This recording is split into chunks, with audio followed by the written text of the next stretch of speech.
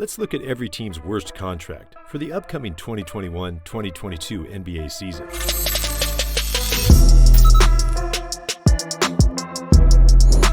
Before we begin, make sure to hit the like button if you like this content and check out my other NBA-related videos. You can also subscribe to this channel to see more videos just like this.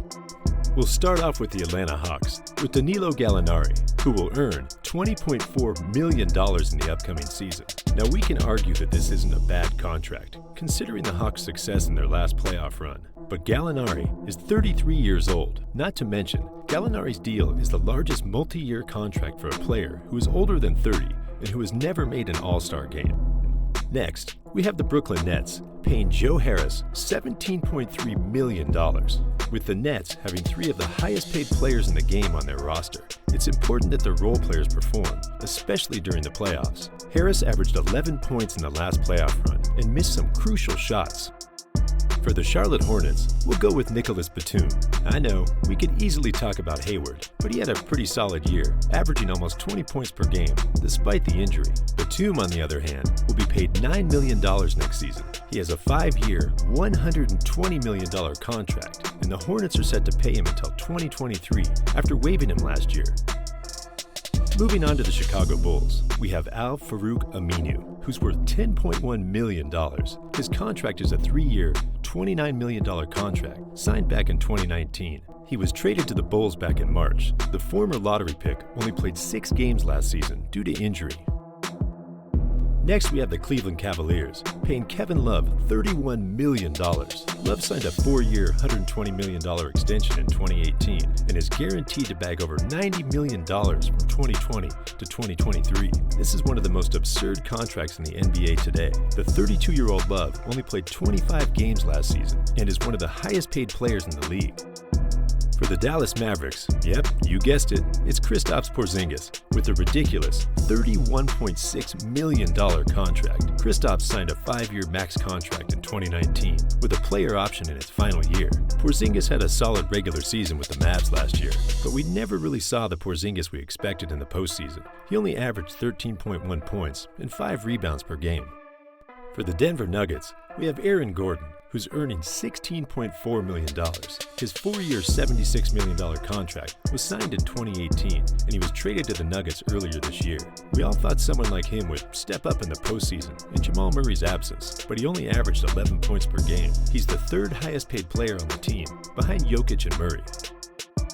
Next up, the Detroit Pistons. The Pistons will be paying Blake Griffin an absurd $32.6 million in the upcoming season. Griffin was traded to the Pistons in 2018 after he signed a 5-year, $173 million contract in 2017. He was waived by the Pistons in March of 2021 and signed a minimum contract with the Nets last season.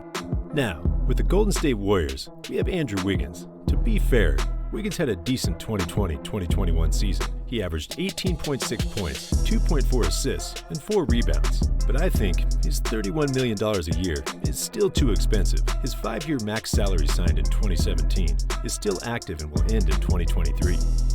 For the Houston Rockets, yep, we have John Wall, who will cost the Rockets $44 million in the upcoming season. Wall's 4-year, $170 million contract was signed in 2017, which started in 2019. Wall played 40 games last season, averaging 20 points a game. His contract is the 3rd most expensive in the league, just behind Steph Curry and James Harden. Wall hasn't played in a postseason in over 3 years now. For the Indiana Pacers, they'll be paying Jeremy Lamb $10.5 million next season. His 3-year, $31 million contract was signed in 2019. He played in 36 games last season, averaging 10 points per contest and over 20 minutes of playing time. Moving on to the Los Angeles Clippers, we have Luke Kennard with his $12.7 million contract. Kennard played 63 games last season, averaging only 8 points per game. The former lottery pick signed a 4-year, $64 million extension in 2020. Kennard was one of the players that I thought would step up in the absence of Kawhi in the playoffs, but he only scored 5 points a game in their postseason. Next up, the Los Angeles Lakers. Man, they have 3 of the highest paid players in the league today. They have LeBron at $41 million, AD with $35 million, and now Westbrook with $44 million. Can't say for sure which of their contracts is the worst, and if this roster composition will work out. But let me know what you think in the comments section below. Next, we got the Miami Heat with Ryan Anderson. Yep, Ryan Anderson is still getting paid up to this day. Anderson's 4-year, $80 million contract was signed in 2016. He was traded to Miami in 2019 and was waived later that year. This will be the final year of his sweet NBA payroll, with the Bucks paying Giannis, Middleton, and Holiday over $100 million next season. We can't blame them. It worked, and they are the defending champs. However, they have John Leuer on their payroll, with $3.1 million in the upcoming season. Leuer hasn't played since April of 2019. Next up, we have the Minnesota Timberwolves with D'Angelo Russell at $30 million. Understandably, Russell's 4-year, $117 million contract was signed in 2019, his All-Star year. The Timberwolves never found success in teaming up Russell and Towns, as they continue to miss the playoffs in the past 3 seasons. They also picked Anthony Edwards, who has shown his potential in his first season. We'll see if the Wolves will move on from D'Angelo's contract. Moving on with the New York Knicks, who are set to pay Joakim Noah $6.4 million this year. Noah was waived by the Knicks in October of 2018 and last played an NBA game in September of last year with the Clippers after signing a minimum contract with them. The Orlando Magic. These guys probably have the weirdest payroll. They have Gary Harris at $20 million and Markelle Fultz with $16.5 million. Harris signed a 4-year, $84 million extension in 2018 and was traded to the Magic earlier this year. Harris is currently the most expensive player on the Magic roster. He played 20 games and averaged just 10 points and 2 assists. Next, the Philadelphia 76ers with Tobias Harris, who will be paid $36 million next year. Yes, Harris played well last season, averaging almost 20 points a game. He was even the second top scorer on the team in the playoffs, with a 21.8 points per game average, just behind Joel Embiid. But it is still absurd that he is the highest paid player on this roster. He'll earn more this year than Jokic, AD, and Mitchell.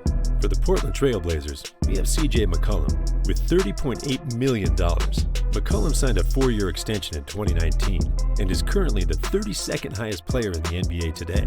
One can argue that he deserves this absurd amount of money, as he can produce 20 points per game at any time, but his underwhelming playoff performances make it otherwise.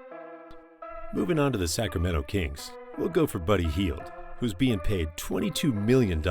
He's the second highest paid player on the team, behind De'Aaron Fox. Hield just averaged 16 points per game last season, and all of his shooting averages went down compared to the previous season. With his salary, the Kings should expect more from him. Let's move on to the Raptors. They'll be cashing out $7.3 million for Aaron Baines. This might not sound like a lot for an NBA contract, but Baines is 34 years old. He played in 53 games last season and started in 31, averaging just 6 points a game and 5 rebounds.